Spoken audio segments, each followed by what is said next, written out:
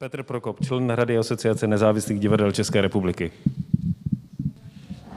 Dobrá, tak dobré dopoledne, já vás zdravím a děkuju, že jsme jako Asociace nezávislých divadel také byli přizváni na tuto konferenci. A vlastně na začátek jsem právě se chtěl tady omluvit a já s tou rouškou mám ten problém, že vlastně okamžitě během druhé věty mi sjede na bradu, ať dělám cokoliv. Saša o tom něco ví, protože v jednom televizním pořadu poměrně nedávno se to stávalo, kde jsem byl hostem u něj a nedokážu s tím nic dělat, takže možná to, že to nemusím mít, je možná do jisté míry výhoda. Jsem taky, možná teď se ukazuje, že vlastně jsme tady byli řazeni podle toho, jak hlubokou máme historii. Ty organizace ITI má těch 72 let, jestli to správně pamatuju, Cirkeon 11, jestli jsem toho dobře dopočítal. My jako asociace máme, tak já si to sundám, no to možná bude opravdu lepší. Aspoň pro mě teda, minimálně. Máme za sebou 4 roky své existence. No. A já, když tady na začátku Adriana mluvila o tom, proč, nebo respektive jaké je zadání vlastně se bylo zasíláno těm pozvaným organizacím, tak my jsme možná dostali trošku jiné zadání, ono se to mezi tím trošku ztratilo v překladu, ale nebylo to až tak úplně jiné. Tam byly nějaké 3 otázky a jedna z nich byla vlastně, proč jste vznikli, já jsem si to jenom tak malinko doplnil o to, kdo jsme vlastně, jak ho zastupujeme. Tak na tuhletu otázku bych si troufl odpovědět poměrně, a to jsem si ještě teda mezi náma chtěl tady připravit časomíru, kterou jsem zapomněl zapnout, tak uvidíme, teď jsem si ji zapnul. Kdo jsme a proč jsme vznikli? Vznikli jsme v roce 2016, protože do té doby tady vlastně neexistovala žádná organizace, která by zastupovala ten sektor divadelní, nezávislý. A na tom začátku stály 3 nějaké osobnosti, byla to Lenka Havlíková, Štěpán Kubišta, Jakub Vedral, ještě Šárka Pavelková, která tady taky vlastně ne, takže jich bylo malinko víc. A iniciovali vznik téhletý profesní asociace. My jsme postupně začali nabírat členy, jsme dneska prostě, řekněme, otevřený sdružení subjektů, který se vymezují tím, že jsou, řekněme, nezřizovaný tou veřejnou správou.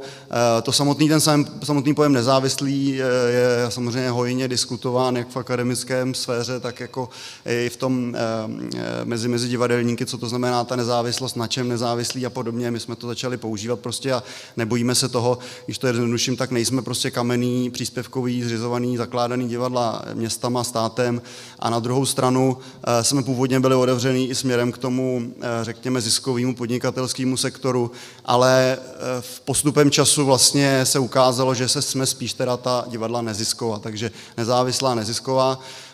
Máme několik členů, jako třeba divadlo Bolka Polívky, který se asi pohybuje na hraně toho jako komerčního a nezávislého divadla, ale primárně vlastně zastupujeme zájmy divadel, který jsou neziskový.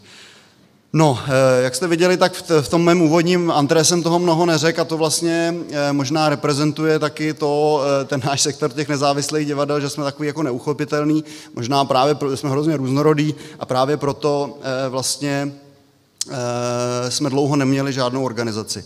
Existovala tady asociace profesionálních divadel, nebo stále existuje, která si tak v tom názvu vymínila, že jsou vlastně ti jediní profesionální. My, co děláme to divadlo méně profesionálně než oni, tak jsme si založili tu asociaci později. Ale přestože jsme takhle neuchopitelní, tak jsme v té asociaci založili nějakou, nebo vytvořili tomu jakousi strukturu. Tady možná za mnou vidíte, kdo je vlastně v radě té asociace. To složení se téměř neproměnilo od toho počátku, těch posledních 4 roky, kromě jedné osoby. Dneska Štěpán Kubišta jako předseda a Lenka Havlíková jako první místopředsedkyně jsou ty 2 nejvýraznější reprezentanti. No a samozřejmě, protože jsme organizace, která má celostátní působnost, nejenom pražskou, přestože je to taková malá vsuvka, samozřejmě dominantně naši členové jsou z Prahy, protože samozřejmě ta struktura, ta mapa nebo infrastruktura té pražské sítě je mnohem hustší než v jiných regionech, tak právě proto i 4 z 5, co jsme v té radě, tak jsme reprezentujeme nějaký pražský organizace a pouze Honza Žurek, který tedy zítra bude hostem za nás v té regionální části, tak reprezentuje vlastně regiony, ale máme v tuhle chvíli i řadu dneska už regionálních členů.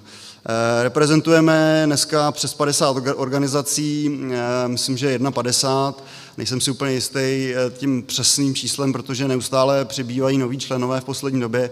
Na začátku bylo zakázáno slovo covid nebo to téma, tak já ho vlastně jenom zmíním okrajově v tom, že vlastně ve chvíli, kdy začala tato krize během toho jara, tak se začalo ukazovat a pro spoustu divadel nezávislých, který do té doby možná pochybovali o tom, jestli existence naší asociace má smysl, jestli má smysl se v ní angažovat, tak tato situace a naše aktivity v rámci ní, teď myslím jako asociace, jim odpověděli na to, že to smysl má a řada z nich se do té asociace přihlásila až v průběhu vlastně toho jara nebo léta, takže my v současné době nabíráme další členy a vlastně čím sílí ten náš hlas, kterým mluvíme za ten sektor. Samozřejmě tím, co jsme, nebo co reprezentujeme, je to samozřejmě, jsme organizace, která je zcela upřímně zaměřuje na advokaci toho našeho sektoru. Samozřejmě jsme lobbystická organizace, říkám to zcela vlastně otevřeně, ono to má v českém prostředí možná nějaké pejorativní přídechy, ale prostě lobujeme směrem k veřejné správě, směrem samozřejmě k sociálním partnerům, jsme součástí Unie zaměstnavatelských svazů, takže vlastně reprezentujeme ten sektor zaměstnavatelský v rámci toho sociálního dialogu. Myslím, že jak město, tak teď myslím hlavní město Praha, ale i jiné samosprávy, tak ministerstvo vlastně ocenilo, že konečně má partnera, s kterým se může bavit, který reprezentuje ten sektor a s kterým se dá vyjednávat vlastně ty klíčové pozice v rámci toho našeho fungování. Takže když to shrnu, důležitý je to, že dneska ten sektor v našem podání může mluvit jedním hlasem, je to nějaké spojení, je to nějaké sdružování, my zároveň taky mapujeme ten sektor, snažíme se sbírat údaje o čísla, výkonový ukazatele, abychom dokázali mluvit a říkat, co za námi stojí, jak jsme úspěšní, kolik toho jakoby v úvozovkách vykonáme, jaký máme výtlak, když použiju tu námořní terminologii. A samozřejmě jsme taky, důležitý aspekt je ten networking. Jsme samozřejmě v úzké kooperaci s Asociací profesionálních divadel, o kterou jsem se malinko tam opřel, omlouvám se Evě, ale to spíš byla taková retorický výkrut. A samozřejmě z Vizítance, s Asociací tanečních umělců a s všema dalšíma jsme členové ITI, taky samozřejmě mimo jiné. Takže to je taky nějaký důležitý aspekt. A poslední věc, kterou k tomu chci na začátek říct, nebo teda na začátek, ne, nakonec.